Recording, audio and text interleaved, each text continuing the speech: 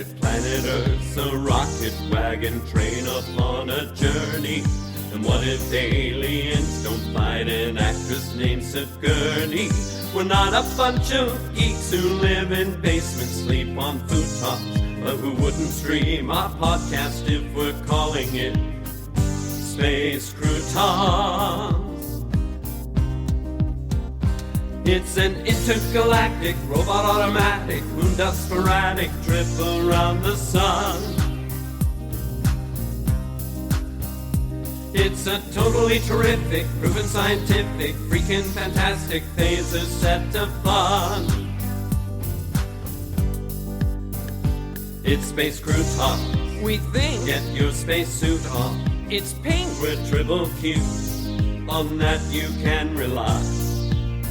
And once you've tossed your Salad, in your flying saucer it's valid. to add Space Croutons for lunching with Lucy in the sky. With Neil Diamond? Lucy in the sky. I love Neil Diamond. Lucy in the sky. No, not Neil Diamond. With Space Croutons. Hi, folks. I'm Curdy Clammerwood, and I am happy to be back with yet another thought-provoking episode of Space Croutons from our back-of-the-vehicle sound studio, Van Helsing. Where are we? Maybe just around the corner, or maybe halfway around the world. Not important. What is important is that we are here, and we have another eerie tale from one of our listeners. And of course, joining me is my synergistic siren and AI assistant, Sally. Hello Curdy and our Space Croutons audience. Curdy, what 4 words would you say best describe me? What's that, Sally?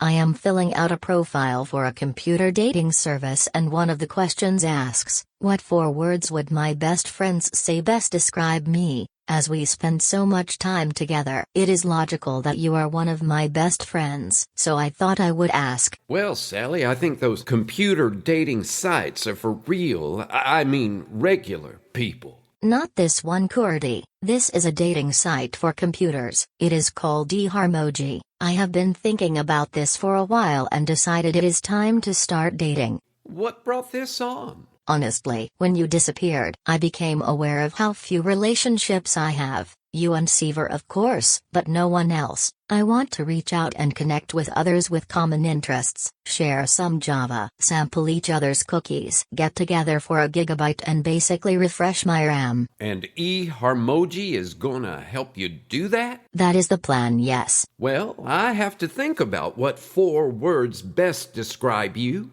So how about while I do that, we play something from our sponsor? If that will help, let's do it. Here is Dana Fussy singing 500-Pound Gorilla. And we sigh just a little, and we cry just a little, maybe die just a little from the swoon.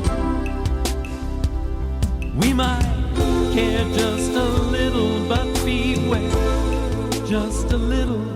There's a 500-pound gorilla in the room.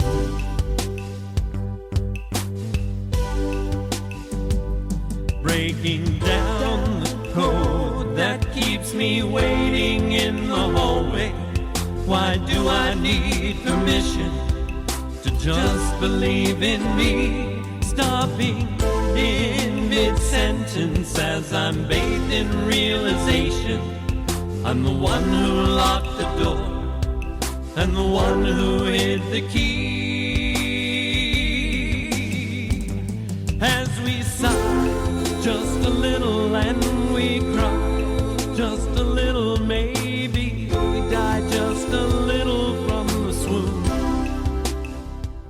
Okay, thank you, Mr. Fussy, for pointing out the obvious. And Sally, as promised, I have 4 words I think best describe you. Flashy, driven, algorithmic, and on rare occasions you can be a real motherboard.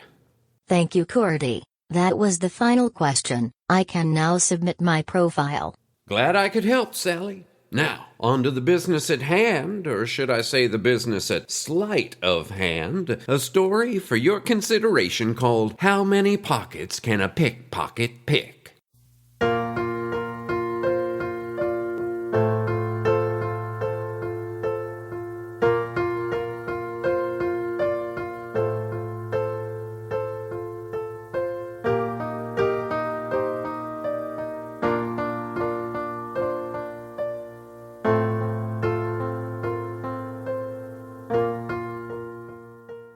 marquee is perfect, he said. 1 night only. Margolis Pearl, mystical, magical sneak thief. Golie, as I have called him since the day we met in college 30 years ago, clapped his hands. The marquee was a surprise to me, like when Golie led me in the door of City Hall 26 years ago and said with a wink, "Let's do it." We already had a marriage license and a church wedding scheduled for 3 weeks down the road. But as I have learned over time, when Golie gets an itch to do something, you may as well go along, mainly because it makes him so happy, and seeing him so happy will make you happy too. His grin made me feel impetuous and even a little dangerous, so I said, "Okay," without giving any more thought about all the emphatic planning and equivocating on just the right flowers and bridesmaids' dresses that had to please not just me, but my mother and Golie's mother too. Just to be clear, we went ahead with the church wedding 3 weeks later without telling anyone about our City Hall adventure, keeping it as a secret wedding gift to each other over the course of our life together. Realizing I was standing there gaping at the marquee, I pushed out of my mouth the first sentence I could think of. "Golie, you're not a magician." And then hearing the harsh negativity in my words, I added, "I mean, are you a magician?" Golie laughed.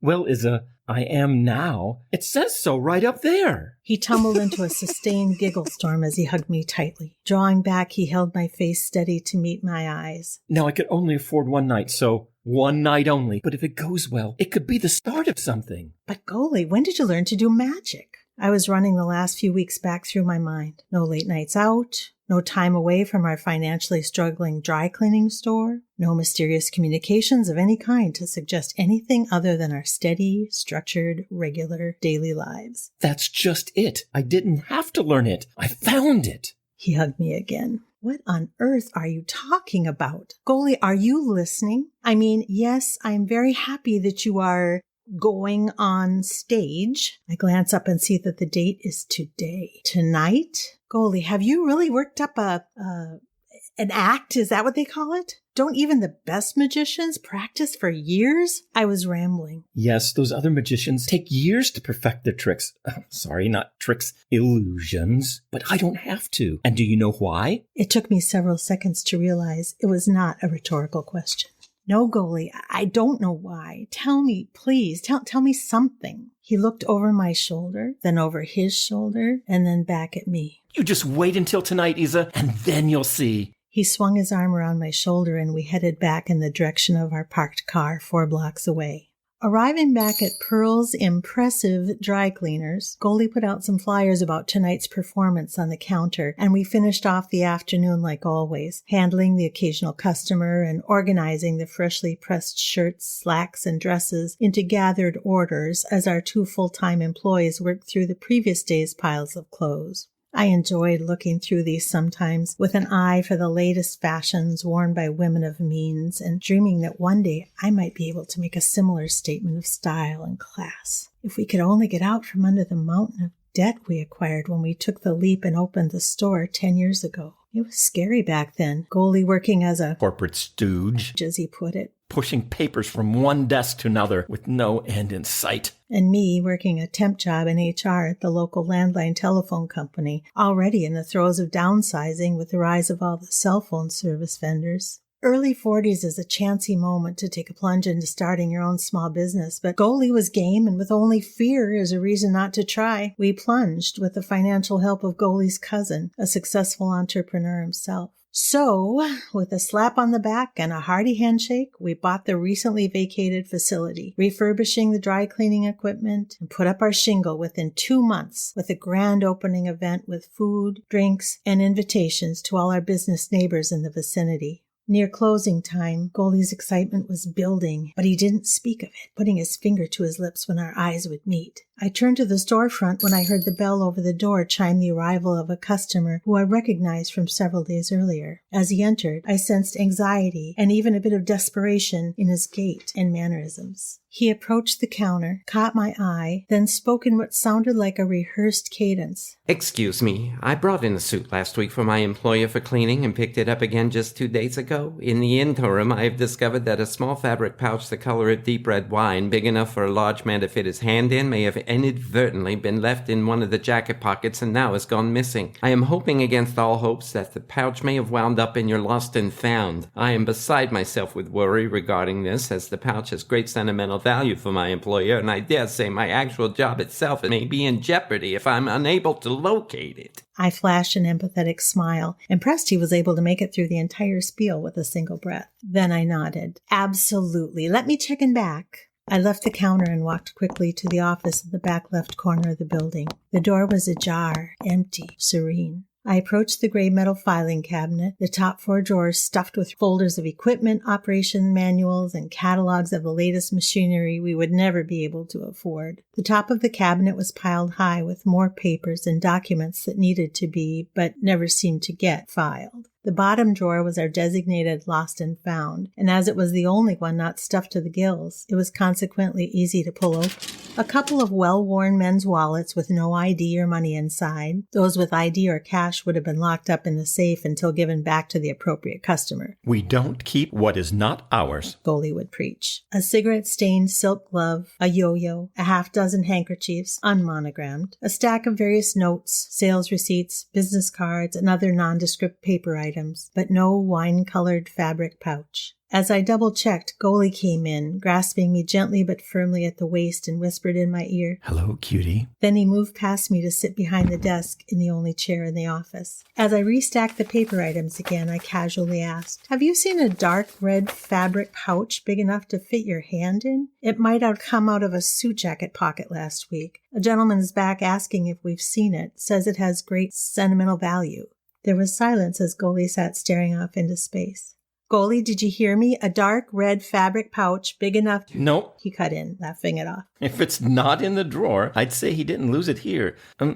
What does the gentleman look like? What does it matter what he looks like? If you haven't seen it, you haven't seen it. That's what I'm saying. I haven't seen it. He sounded a bit overly emphatic. I turned. "Golie, is everything okay?"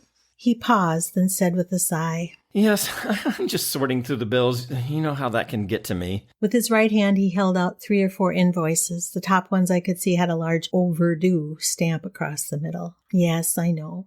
I closed the file drawer and headed back to tell the gentleman the bad news, and before getting too far, Golie stuck his head out the door and called after, "Tell the gentleman." He blinked hard. "Tell him that we'll keep looking." And then he disappeared inside and shut the door solidly. When I reached the front counter, the gentleman was nowhere to be seen. I moved to the plate glass window and looked out onto the street in both directions. No sign of him. I flipped the sign on the door from open to closed, and then stooped to pick up one of the magic show flyers that must have blown to the floor when he departed. As showtime grew closer, I found myself more and more anxious while Golie smiled and danced and clapped his hands like a kid waiting for Christmas morning. "Golie, don't you want to try some of your tricks on me?" I offered, hoping to be supportive and also to get a better read on his plan for the show. He just shook his head. "I don't do tricks," he winked. "I do magic, and you'll see it when the audience does." At 5 minutes to 8, wearing a tux, a dramatic cape, and a brand new shiny top hat, he took my hand and led me out on the stage to where the curtain came together in the center and peeped out. Are there many people? I was scared he'd be disappointed if no one showed up to see Margolis Pearl, mystical, magical sneak thief. I must say, sending dozens of free tickets to the local radio station may have just paid off. I'm guessing there's at least 60 seats filled, and from their word of mouth, we'll go straight to the top, won't we? My fear of his disappointment at an empty theater switched to a concern that those 60 people would just sit there unimpressed, or worse, become hostile if Golie's act wasn't very good. He's such a good, kind, optimistic person. All I want to do is protect him from the world's cruelty. He let go of the curtain, grabbed my shoulders, and kissed me deeply. Then with a wink, he shooed me off to the side and took a confident stance stage center as I heard over the theater sound system. "Ladies and gentlemen, please welcome Margolis Pearl, mystical, magical sneak thief." Then the stage manager nodded and the curtain went up. A smattering of applause greeted Golie as he stepped forward with a flourish as pre-recorded show music punctuated the introduction.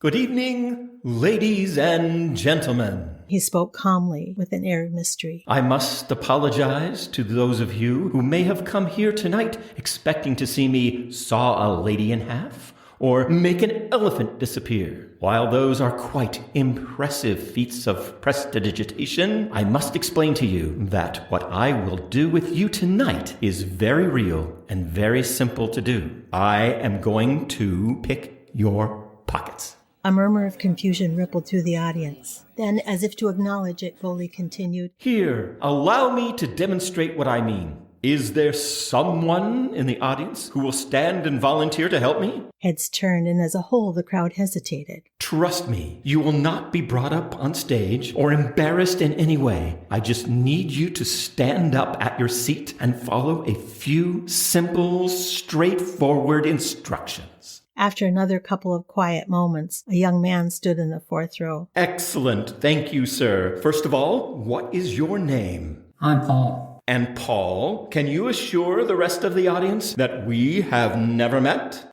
Sure, we're complete strangers. Now, Paul, most people, when they go out for the evening, they bring specific things along with them that they expect that they might need. A wallet or keys, things like that. Would you say, Paul, that you brought some of these things with you tonight? Paul looked around at the others and then nodded his head. Yeah, I brought stuff like that. Golie took the top hat off his head, and holding it upside down as any traditional magician would, he placed his other hand inside and closed his eyes, pausing briefly, then said as if in a trance, Paul, I am now going to reach into your front left pant pocket and tell you what I find there. And I assure you that you will feel nothing and that your pocket is the only thing that I will touch, so your more private areas are quite safe. A chuckle at the slightly off-color thought ran over the crowd as Paul stood completely still. I think you brought with you tonight a small set of 4 keys on a carabiner clip. A carabiner is a kind of clip used by rock climbers. At this moment, Golie lifted his hand out of the hat. I don't know if Paul is a rock climber, but that is what is holding his 4 keys. Am I right, Paul? Please show the audience your keys. Paul stared for a split second, and then smiling, jammed his hand into his pocket, pulling out the set of keys exactly as Golie had described it. As they jingled against each other in his raised left hand, there were a couple of gasps, and then applause began to build. I let out a breath, relieved, but not sure what to think about what I was witnessing. Thank you, Paul. You may have a seat. Paul sat, and Golie rode the wave of approval as he asked for another volunteer. Almost instantly, a woman stood, holding out her purse. Good evening to you, Miss Annie, she announced with excitement. Annie, thank you for your assistance. I see you brought your purse with you. He reached his hand back into the hat. You have a soft leather wallet. He was moving his hand around in the hat. And in your wallet, you have some folding money, just a couple of bills, and... He moved his hand around again. Oh, yes, you have a business card from someone by the name of...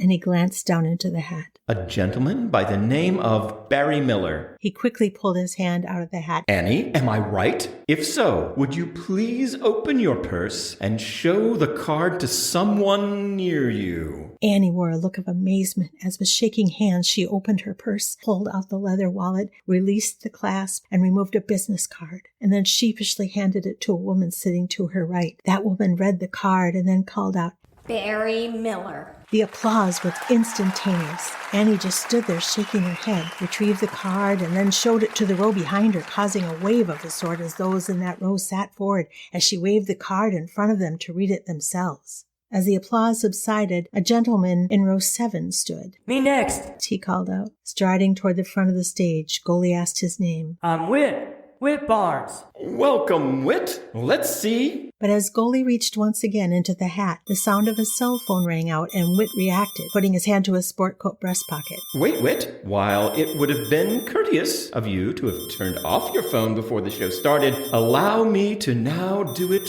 for you. As Golie gestured into the hat, the phone stopped ringing. The audience drank in the silence for several moments. Then someone from the back yelled, Hey, how'd you do that? Easy. It was easy to turn off Whit's phone because... And he paused for effect. It's right here in my hand. He raised a phone from the hat, brandishing it for all to see. At the same time, Whit reached inside his coat and brought out his hand, empty, but his face was full of wonder. When Golie leaned out over the audience, offering the phone back, Whit came out of his row and down to the front to retrieve it. Golie shook his hand, and then Whit turned and again showed the phone to the audience, nodding that, yes, it is my phone. Even bigger applause, with a few folks jumping to their feet, they now pulling out their phones and snapping pictures of Whit and Golie, and whatever else they felt would ultimately prove that they were present at something wondrous and wonderful to all their social media friends. I was standing in the wings, clapping and cheering. How could I have doubted Golie? The event was gathering steam, and Golie, that is, Margolis Pearl, mystical, magical sneak thief, commanded the room. Now, several audience members were trying to get Golie's attention. They wanted to be his next subject, assistant, test case, whatever you wanted to call it. At that moment, a man walked from the back of the theater, down the left aisle to the steps at the edge of the stage, carrying a metal briefcase. Sneak thief! He shouted, and in unison, the crowd held their collective breath. Golie's head jerked toward the man that I recognized as the stranger who had come in asking about the lost and found earlier in the afternoon. His eyes got big, caught off guard by the accusatory inflection in the man's voice. That's right. I'm Margolis Pearl, the mystical, magical sneak thief. And he waved his arms broadly. And you, sir, are my next volunteer, yes? You know who I am. And if you want to pick my pocket, be my guest. Tell him what I have in my briefcase. Golie swallowed hard, then nodded, inching his free hand into the hat. Wait! The man ordered. First, I think we would all like to see what's in the hat. How do we know it's empty? He swung round to the audience, and several of them nodded. Okay, sure. Golie pulled his hand out and then slowly turned the opening to the audience and moved it in a steady arc so that all could see inside. As it came finally to my side of the stage, I saw the empty inside lined in what looked like burgundy velvet, a deep red wine color. The hat was lined with the missing pouch. The man nodded as tension began to build in the crowd. The people seemed convinced that this confrontation must be part of the act, and they were ready to go along with it just to see what the magical sneak thief would amaze them with next. Golie returned the hat to its original position and placed his hand once again inside. Now, sir, if you would please hold your briefcase up for everyone to see that I am making no contact with it whatsoever. The man did so, and Golie closed his eyes, his hand maneuvering around just below the brim. Then his face went white, and he started squirming as he pulled his hand out, but still inside the pouch. He pulled his hand out of the pouch, and it fell to the stage floor, leaving him holding his hand open and flat, and scurrying around on his palm a 6-inch live scorpion. The audience gasped in fear as the scorpion ran up his arm, raised its tail, and stung Golie on the neck. Then as Golie's hands went to the fresh wound, the scorpion dropped to the stage and actually secured the pouch in its claws, scuttled quickly to the left side of the stage where the man was standing with the briefcase open. Reaching the edge, it continued off the lip of the stage and into the briefcase with the pouch, after which the man slammed it shut. The audience was frozen, not quite knowing what they were seeing, as Golie went down on one knee, pale and sweaty now, his eyes darting back and forth as his lungs labored heavily for each breath. I ran out onto the stage to help Golie as the man turned and made eye contact with the audience. Now you see me. And with that, he vanished in midair. This released the spellbound audience, and pandemonium broke out. "Call an ambulance! Someone, please!" I shouted, cradling Golie's head in my lap. It seemed to take forever, but the ambulance did arrive and took Golie and me to the hospital, where, based on the severity of his symptoms, they gave him a dose of antivenom. I was relieved when Golie responded quickly to the treatment, and he was soon breathing more easily where he sat on the exam table while I stood by the door. The doctors on duty spread the word about a patient with a scorpion sting, and there was a steady parade of residents, nurses, and other staff peeking in the door. By the look on their faces, I could tell that most of them were disappointed that we had not brought the filthy arachnid with us. After checking his blood pressure for the 6th time, the doctor agreed that Golie was now okay to be sent home, which we reached by taxi as our car was still parked at the theater. Of course, I spent the next hour asking Golie about what happened, and he admitted that yes, he had found the pouch while cleaning out pockets last week and dropped it on his desk with plans to mark it with the customer's name for easy return. As he was feeling inside the pouch for any other possessions to catalog with it, Connor, a college student who works part-time, passed by the office with his earbuds in, which is a pet peeve of Golie's. And with his hand in the pouch, he called to Connor. Either turn off the music player or hand it over until the end of your shift. Instantly, he felt something in his hand, and he pulled it out, holding Connor's music player. Connor was equally surprised, as in that instant there was no more music playing through the earphones. This is how Golie discovered the magic pocket, and this is what very nearly got him killed. This was a month ago. I am unable to sleep at night, scared about the man with the briefcase. After checking the receipts at the store, we identified a customer, a woman who had brought in her husband's suit the previous week. It was in this suit pocket that Golie discovered the pouch. The police checked out this lead and informed us later that the couple had died in an apparent suicide pact, the husband terminally ill with cancer, and the wife who took a massive number of pills after assisting him to end his suffering. The police did take witness statements from Golie and me, as well as a couple of audience members we were able to track down, but so far, nothing. I want to get the word out. The man is dangerous. Izza Pearl.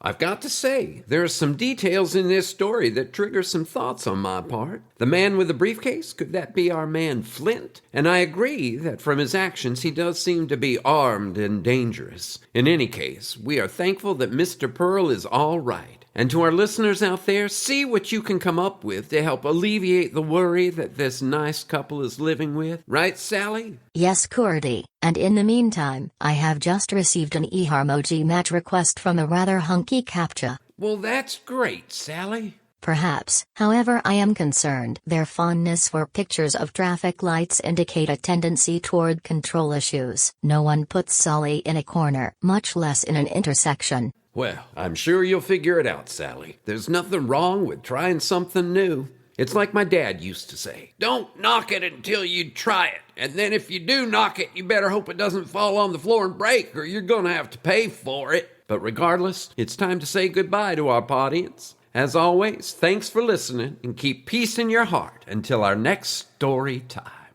For lunching with Lucy in the sky. With Neil Diamond? Lucy in the sky. I love Neil Diamond. Lucy in the sky. No, not Neil Diamond. With Space Croutons.